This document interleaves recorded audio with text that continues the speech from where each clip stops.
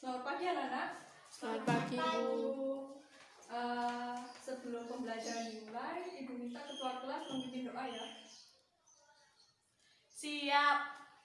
Sebelum memulai pelajaran pada pagi hari ini, marilah kita berdoa menurut keagamaan masing-masing. Doa mulai. Selesai. Beri salam. Assalamualaikum warahmatullahi wabarakatuh. Waalaikumsalam warahmatullahi wabarakatuh. Nah, pembelajaran hari ini kita masuk di semester 2 ya. Ya, Bu. Nah, ini pembelajaran pertama, materi pertama pada semester 2 ini yaitu tentang sistem dan alat pembayaran. Nah, Ibu mau absen dulu hari ini, ada yang tidak masuk? Udah ada, Bu. Masuk semua ya? Ya. Hil. Nah, sip. Baik, Ibu akan membacanya KD dan tujuan pembelajaran dulu ya. KD yang pertama 3.7 mendeskripsikan bank sentral, sistem pembayaran, dan alat pembayaran dalam perekonomian Indonesia. 4.7 menyajikan peran bank sentral, sistem pembayaran, dan alat pembayaran dalam perekonomian Indonesia. Tujuan pembelajaran pada pagi hari ini, Ibu harap seluruhnya mampu mendeskripsikan tentang sistem pembayaran, memahami peran Bank Indonesia dan dalam sistem pembayaran, dan mendeskripsikan pengertian fungsi, jenis, dan cara dari uang. Nah, kemudian pada tugas akhirnya setelah pembelajaran hari ini, Ibu minta kalian semua untuk mendiskusikan tentang cara menjaga dan merawat uang. Baik, ada yang ingin ditanyakan dulu sebelum dimulai? Tidak ada ya? Udah ada, Bu. Baik, Ibu akan jelaskan yang pertama tentang sistem pembayaran.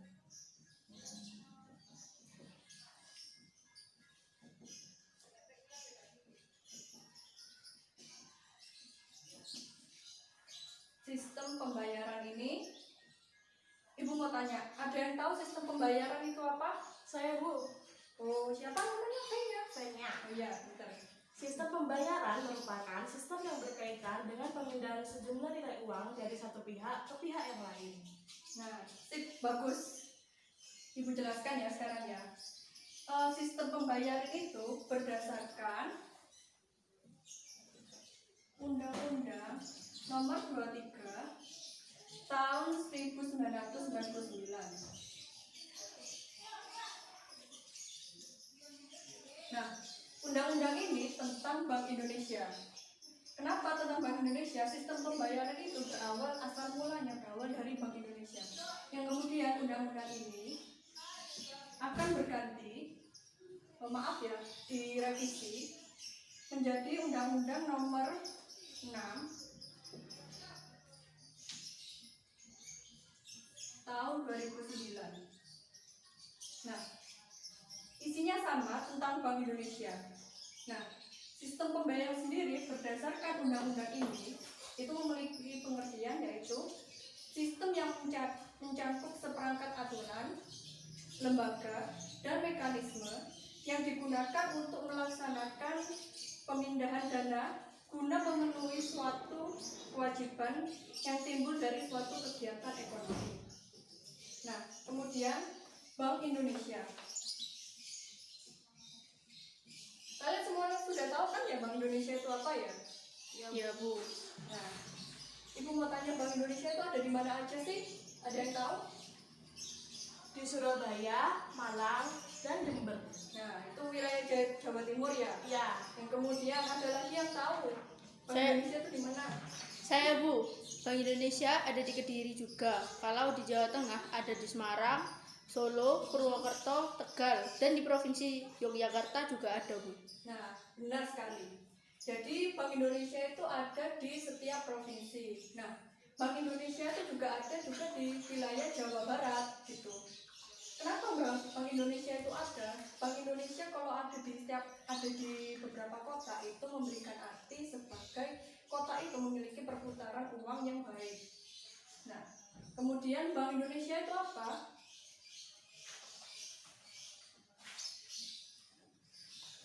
Bank Indonesia itu memiliki wewenang untuk menetapkan kebijakan, mengatur, melaksanakan, memberi persetujuan, perizinan, dan pengawasan atas penyelenggaraan jasa sistem pembayaran. Nah, Bank Indonesia ini memiliki 5 peran.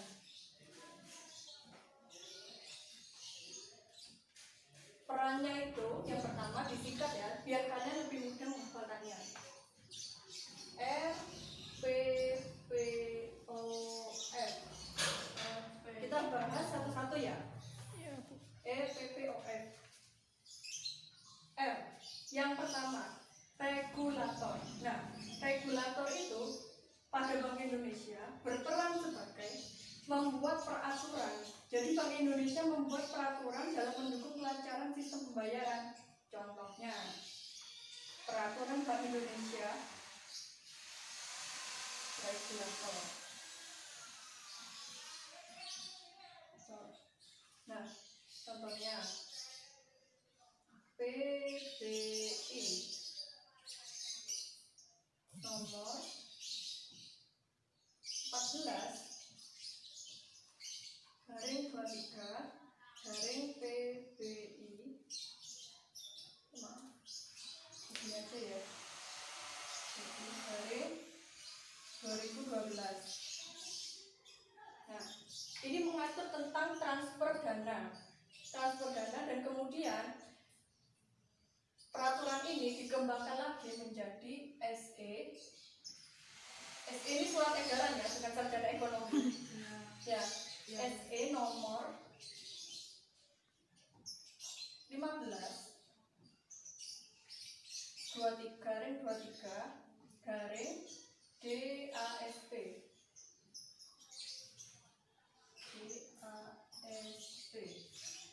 Ini memiliki peraturan yang sama, yaitu tentang penyelenggaraan transfer dana.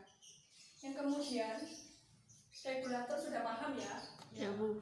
Kemudian yang kedua ini perizinan. Nah, perizinan sesuai dengan namanya, Bank Indonesia memiliki wewenang atau peran untuk memberi izin kepada pihak-pihak yang terlibat dalam pelaksanaan sistem pembayaran. Yang kemudian pengawasan. Ketiga, pengawasan itu Bank Indonesia dalam menyelenggarakan sistem pembayaran. Bank Indonesia itu berhak untuk memonitor, menilai, dan juga mengawasi dalam operasi dalam sistem pembayaran tersebut. Nah, yang kemudian keempat, operator. Operator berarti Bank Indonesia menyediakan layanan sistem pembayaran. Apa aja layanan sistem pembayaran Bank Indonesia? Yang kemudian keempat, operator. Operator berarti menyediakan layanan sistem pembayaran, yakni Bank Indonesia, yaitu contohnya ya, BI, RTGS. Yang kedua, SKNBI. Nah, ini dua ini layanan dari Bank Indonesia. BI RTGS itu merupakan kepanjangan dari Bank Indonesia Real Time Gross Settlement. Bank Indonesia jadi punya yang pertama ini. Layanan yang kedua yaitu Sistem Clearing Nasional Bank Indonesia. Pengertian tentang clearing akan dilanjutkan di bab selanjutnya. Yang kemudian peran kelima yaitu Bank Indonesia memfasilitasi pengembangan sistem pembayaran oleh industri yang bergerak dalam bidang jasa keuangan. Nah, sampai di sini 5 peran ini ada yang masih bingung atau bagaimana? Tidak ada ya? Ya. Sudah geleng-geleng semua ini. Kemudian lanjut di materi tentang uang. Sistem pembayaran kalian sudah tahu tentang sistem pembayarannya. Kemudian lanjut di alat pembayarannya, yaitu uang. Siapa sih yang nggak kenal uang? Nah, Ibu mau tanya, uang itu apa sih? Ada yang bisa jawab? Belum Ibu tunjuk? Ayo. Siapa? Ayo. Yuk, pada ngantuk semua ini. Sudah mulai teler.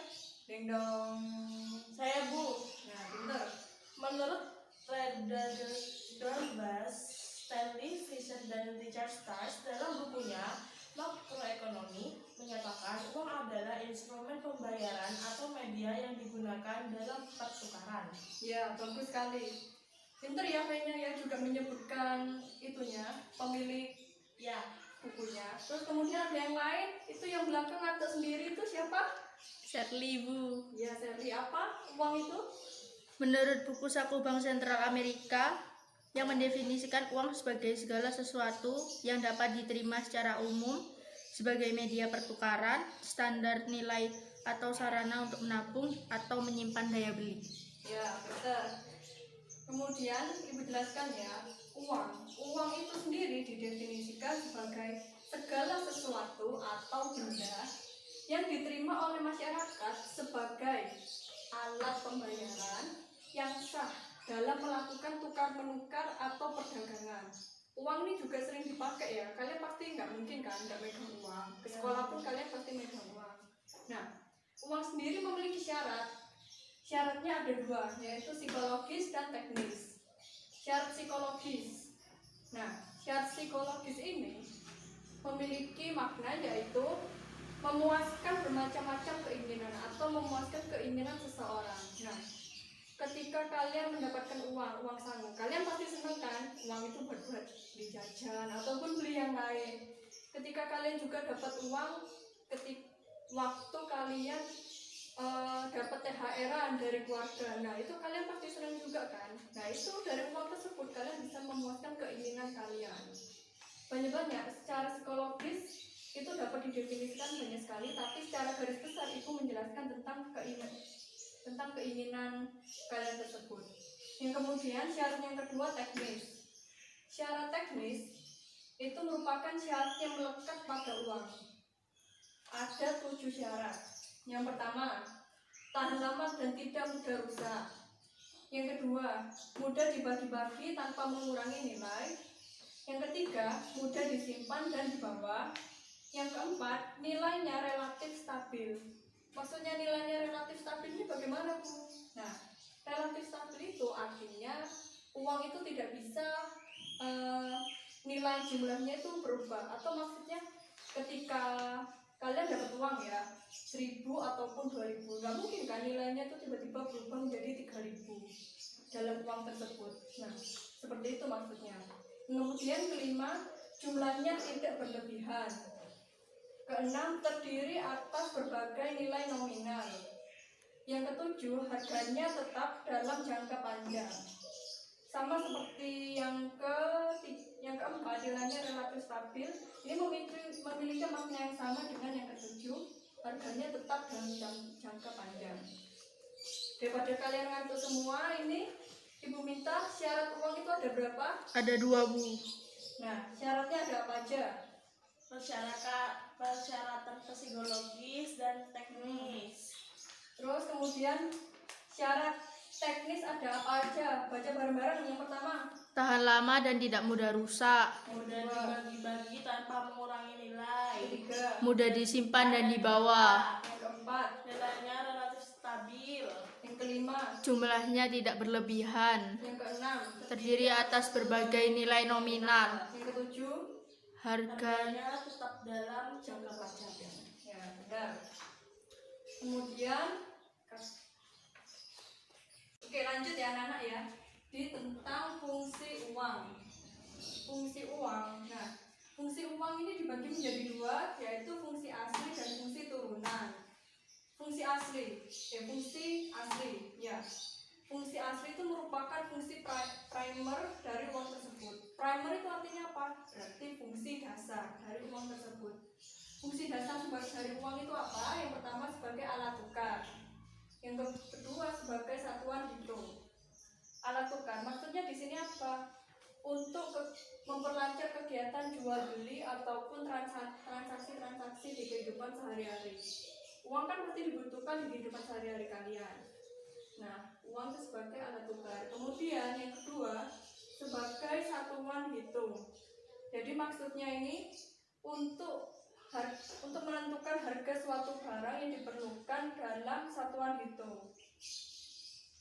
Jadi maksudnya itu uang itu dengan adanya uang itu bisa dipakai untuk perbandingan harga satu dengan harga lain. Harga satu itu misalnya barang satu dengan yang lain. Nah, ketika kalian membeli barang di supermarket, nah, ketika kalian beli barang di supermarket, itu kalian mau beli air mineral, botol air mineral. Ada dua nih mereknya, saya sebut aja ya, Aqua sama Alano. Yang lebih mahal yang mana? Aqua. Yang lebih murah yang mana? Yang Alano. Perbandingan harga dalam definisi satuan hitung dari uang tersebut. Yang kemudian fungsi asli sudah. Fungsi turunan. Fungsi turunan ini merupakan fungsi sebagai akibat dari uang tersebut. Nah, fungsi turunan ini dibagi menjadi 5. Yang pertama, alat pembayaran yang sah. Terus yang kedua, sebagai alat menyimpan kekayaan. Ketiga, pemindah kekayaan. Yang keempat, pendorong kegiatan ekonomi. Yang kelima, pencicilan utang. Nah, 5 hal ini memiliki sangkut paut yang saling bersangkut pautan ya. Kemudian fungsi turunan dari uang ini ada 5. 5 fungsi ini memiliki satu kesatuan yang sama, maksudnya memiliki maksud yang sama. Yang pertama, sebagai pembayaran yang sah. Pembayaran yang sah ini bagaimana? Ketika kalian mau membeli barang, itu kalian pasti membutuhkan uang untuk mendapatkan barang tersebut. Sebenarnya bisa, cuma sekarang kan sudah mudah, ada contohnya ada kartu kredit. Nih ya, ini contoh uangnya ya. Besarnya nominalnya kalau ibu kasihkan ke kalian lumayan ya ini sebenarnya. Kemudian uang logam contohnya kayak gini. Nah, kemudian ini kartu kredit dari Bank BRI. Kartu kredit, nah ini sebenarnya bisa menggantikan fungsi dari uang tersebut. Kartu kredit ada untuk mempermudah kalian dalam membeli sesuatu, mempermudah tapi tetap tidak meninggalkan fungsi asli dari uang tersebut. Tetap kalian mau kemana-mana pasti harus bawa uang. Kalaupun bawa kartu kredit ataupun kartu debit, itu tetap sama aja. Uang yang paling utama ini untuk mengalihkan saja, mempermudah kalian lah ibaratnya seperti itu. Yang kemudian sebagai alat menyimpan dan memindah kekayaan. Penyimpan dan memindah kekayaan contohnya, kalau misalnya kalian ingin kalian menjual mobil kalian, kemudian uang dari hasil mobil kalian itu kalian gunakan untuk membeli tanah, seperti itu. Untuk menyimpan tadi sebagai memiliki mobil, menyimpan kekayaan, kemudian dijual, itu nanti digunakan untuk pemindah kekayaan. Yang ketiga, sebagai pendorong kegiatan ekonomi. Nah, pendorong kegiatan ekonomi ini maksudnya untuk seperti yang sama ya pada yang turunan pertama, sebagai pendorong kegiatan, sebagai kegiatan pembayaran. Yang kemudian kelima, pencicil utang. Ketika kalian punya utang di bank, mungkin bukan kalian ya, orang tua kalian punya utang di bank, ini uang buat kalian pencicil utang. Lanjut, jenis-jenis uang. Jenis-jenis uang dibagi menjadi 2, yaitu uang kartal dan uang viral. Uang kartal merupakan uang yang digunakan dalam kehidupan sehari-hari sebagai alat pembayaran. Uang kartal itu bentuknya seperti logam, seperti ini. Yang kemudian uang viral. Itu uang viral memiliki fungsi yang sama sebagai tanda penyimpanan, sebagai merupakan satu rekening yang ada di bank dan sewaktu-waktu dapat digunakan. Jadi kalau kalian punya tabungan di bank, itu kalian biasanya punya ini, kalian dapat ini, dan juga buku ATM. Ibu lupa bawa buku ATM-nya, bukan buku ATM, buku tabungan. Itu kalian pasti dapat ini dan juga buku tabungan. Gunanya apa? Kalau kalian di bank itu biasanya kalian nyetor itu kalau bahasa dimudahkannya itu menabung. Nyetor ke bank itu kalian harus menunjukkan buku. Kemudian kalau kalian mau transfer di bank ataupun di ATM, kalian harus membawa ini, seperti itu. Kemudian uang kartal dibagi menjadi 2, yaitu uang logam dan uang kertas. Uang logam contohnya kayak ini, uang logam. Kemudian uang logam ini memiliki dua macam, yaitu mata uang standar dan mata uang tanda. Mata uang standar atau full body money merupakan mata uang yang digunakan sebagai alat pembayaran yang sah dengan nominal uang yang sama dengan nilai instriknya atau bahannya. Kemudian mata uang tanda atau token money, mata uang yang dipakai sebagai alat pembayaran yang sah dengan nilai nominal yang tidak sama dengan nilai instriknya. Contohnya dari mata uang kertas seperti ini. Ini bagian tulisan angkanya, kemudian ini biasanya logonya, dan di sini juga ada tulisan Bank Indonesia. Nah, Bank Indonesia berarti uang itu dikeluarkan oleh Bank Indonesia, bukan bank umum. Bank umum itu contohnya kayak Bank BRI, Bank Mandiri, Bank BTN itu. Yang berhak mengeluarkan uang kertas dan uang viral hanya Bank Indonesia. Kemudian uang viral atau demand deposit itu merupakan saldo rekening koran. Kemudian contoh dari uang viral, tadi kan ibu memberi contoh yaitu kartu kredit ataupun kartu debit. Nah, contoh lain dari uang viral yaitu cek, tentunya seperti ini. Dan kemudian biliet giro seperti ini. Dan kemudian wesel pos. Nah, wesel pos ini dikeluarkan oleh Pos Indonesia, sedangkan ini dikeluarkan oleh bank. Ini juga cek dan biliet dikeluarkan oleh Bank Indonesia, Bank BCA dan Bank Indonesia, sedangkan ini dikeluarkan oleh Wesel, Pos Indonesia. Wesel dikeluarkan oleh Pos Indonesia. Ya, materinya sudah sampai di sini. Ada yang bingung ataupun gimana? Silakan yang mau tanya. Sudah paham, Bu? Paham, Bu? Paham ya? Ya. Kalau sudah paham, Ibu kasih tugas nih. Tugasnya kalian membentuk kelompok yang berisi 5 orang, karena kalau banyak-banyak biasanya banyak gak ngerjain. Ujung-ujungnya diam, mungkin yang pintar ngerjakan. Ada 6 kelompok, isinya 5 orang. Nah, 5 orang kalian membahas, semua kelompok ya, membahas tentang cara menjaga dan merawat uang rupiah. Nah, pembentukan kelompok kalian Ibu serahkan kepada kalian sesuai dengan absensi saja. Jadi kelompok 1 absen 1 sampai 5. Kemudian kelompok 2 absen 6 sampai 10, seperti itu. Ada yang ingin bertanya? Ada? Itu dikumpulkannya ditulis di mana, Bu? Ditulis di kertas folio saja ya. Oh iya, Bu. Asik, Folio Bu. bergaris, ya sama-sama. Satu kelompok membuat 1 laporan saja ya. Iya, Bu. Ibu beri waktu 15 menit, cukup? Cukup, Bu. Sip. Oke, selamat mengerjakan. Assalamualaikum warahmatullahi wabarakatuh. Saya Fenya, perwakilan dari kelompok 1. Di sini saya akan mempresentasikan diskusi yang telah dibahas oleh kelompok kami.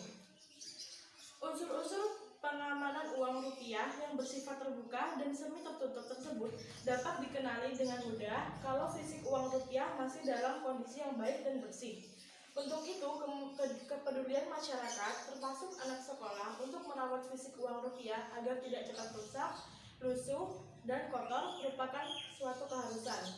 Sesuai Undang-Undang Nomor 7 Tahun 2011 tentang mata uang atau Undang-Undang Mata Uang, setiap orang yang merusak, memotong, menghancurkan, atau mengubah uang rupiah dengan maksud merendahkan kehormatan rupiah sebagai simbol negara diancam dengan pidana penjara paling lama 5 tahun dan denda paling banyak 1 miliar rupiah. Ya, bagus sekali penjelasan dari kelompok 1. Beri tepuk tangan.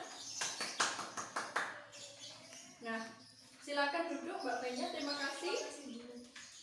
Nah, karena waktunya sudah habis, cukup satu kelompok saja. Hasil diskusinya dikumpulkan ke Ibu ya, ditaruh di meja guru. Ya, Bu. Dan kemudian ada tugas individu dari Ibu, yaitu kalian dari buku paket kalian di halaman 140 sampai 143 ada soal pilihan ganda dan uraian. Pilihan ganda 20 soal dan uraian 5 soal, itu kalian kerjakan secara individu, ditulis di kertas folio sebagai nilai tambahan buat nilai kalian yang jelek-jelek. Ya, paham? Ya, Bu, paham. Nah, ada yang ingin ditanyakan? Tidak, Bu. Tidak, cukup ya? Ya, cukup. Baik, sekian pembelajaran hari ini. Mohon maaf jika ada kekurangan atau salah-salah kata. Dan semoga ilmunya bermanfaat untuk kalian semua. Sukses untuk kalian semua.